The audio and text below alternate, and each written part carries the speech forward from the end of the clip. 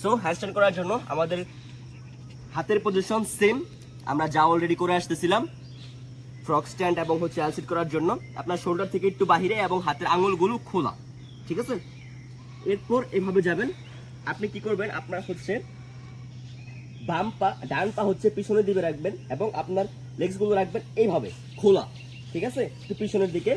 এবং ডান পার সাপোর্ট নিয়ে হচ্ছে আমরা কিক করব, জাস্ট কিক,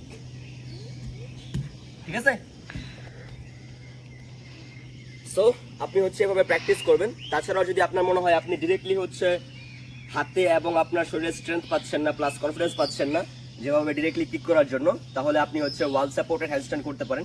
ওয়াল সাপোর্টেড হ্যান্ডস্ট্যান্ড কীভাবে করতে হয় আমরা হচ্ছে আমাদের প্রিভিয়াস ভিডিওতে দেখিয়েছি। আমি ভিডিও লিঙ্কটা হচ্ছে ডিসক্রিপশনে এবং আই বাটনে দিয়ে দিব, আপনি চেক করতে পারেন কীভাবে হচ্ছে প্রপার